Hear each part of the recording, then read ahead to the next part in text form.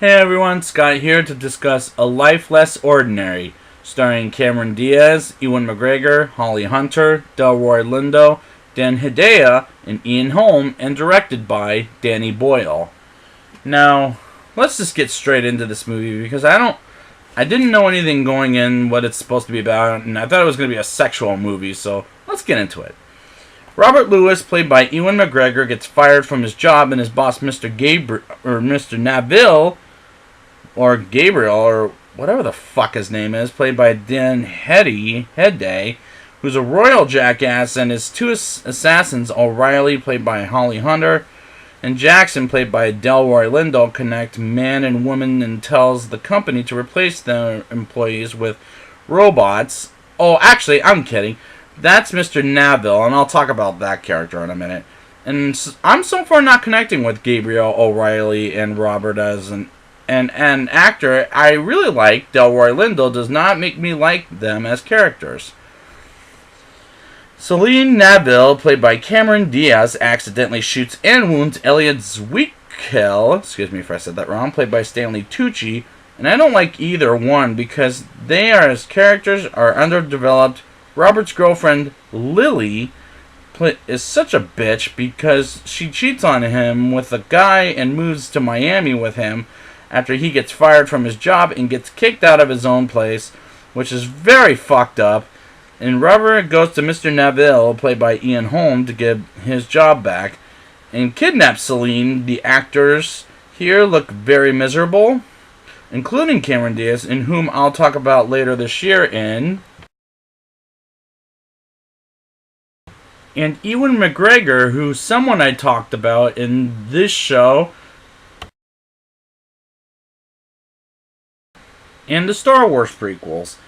And no, I'm not doing Trainspotting again or the sequel because I already did that earlier ago.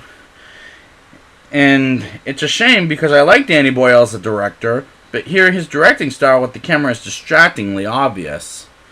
Robert and Celine break into a house in the middle of the night that's empty and stay there for a while. Then we learn Celine was kidnapped when she was 12 years old, and Mr. Naville got her back 6 weeks later, and Ms. Diaz's acting isn't believable in these scenes, and Robert is the worst kidnapper ever.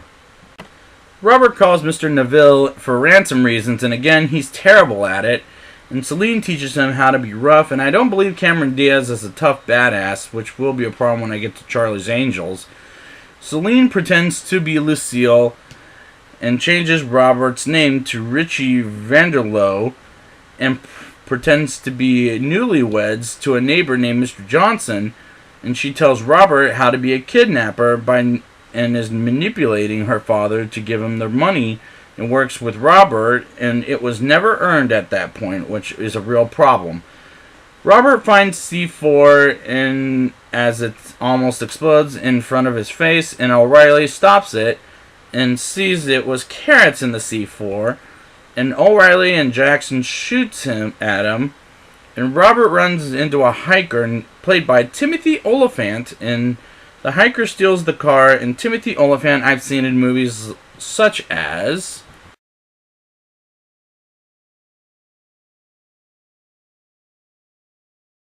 But the C4 trick is too cliche, and Timothy Olyphant looks like a bad hitchhiker, might I add.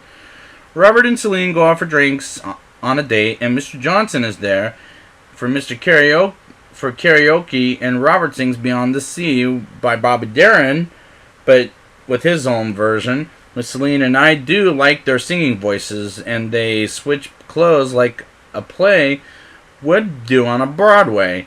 But as they fall in love, and it's pretty unconvincing, their chemistry, and Robert tells Celine about a dream he had where they are on a game show called Perfect Love, but the scene was unfortunately is unbelievably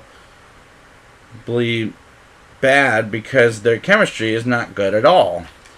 After Robert successfully in getting his money, O'Reilly pretends to be dead in the middle of the road and fools him thinking she was dead, but pulls the gun on him, and Jackson tries to bury Robert dead, but Celine saves his life by punching O'Reilly and knocks Jackson out and goes with Robert, and O'Reilly climbs on the car and tries to shoot both of them, but gets rolling backwards and climbs the car and gets herself killed as Robert and Celine escape. My problem by the end of the sequence, O'Reilly moves her fingers, and I thought, how the fuck is she still alive? Honestly. Celine robs the bank with Robert while the security guard was in the bathroom, and come on, why is the cop going to the bathroom at a time like a robbery? That's bullshit. Celine almost kills Robert, but she doesn't, and they manage to run out, and the cop shoots Robert in the leg and takes it. She takes him to not only a surgeon, but Elliot, who's a dentist, and after he helps him, then becomes an abusive asshole because Robert is in love with Celine, and I'm still not buying it at this point. Sometime later, Jackson and O'Reilly tried to write a poem that Celine is led to believe that Robert wrote it when he didn't, and works at the bar, Robert does, where Lily dumped his ass earlier in the film. And Celine is convinced he's in love with her, but he never did, and it was Jackson who wrote it. Then she runs out, so Jackson and O'Reilly try to get them to be in love with each other as part of their job, which is the script is very muddled in so many different ways. Jackson cheats on blackjack while playing with Celine. Robert punches O'Reilly in the face and tries to rescue Celine, and Robert and Jackson fight it off, and he explains how he feels about her until Mr. Neville's bodyguard comes in and shoots Jackson and O'Reilly in the brain, and Mr. Neville doesn't care about his money but wants Robert dead. But Celine comes in, and not only does she shoot Robert, but Mr. Neville's bodyguard, and they narrate as they talk about love. Was a weird and preposterous ending, in my opinion. Now it's time for the rating. I'll give this movie a 3.9 out of 10. I don't buy the love chemistry between Ewan McGregor and Cameron Diaz, and this is not the love story I was expecting from Danny Boyle. And the ending was preposterous, the script is muddled, and this is just a stupid movie with a stupid set of dialogue. So I'll be back next week with a movie I have heard of, but never seen yet, called The Beach. And I will be back next week with that, and until next time, and action.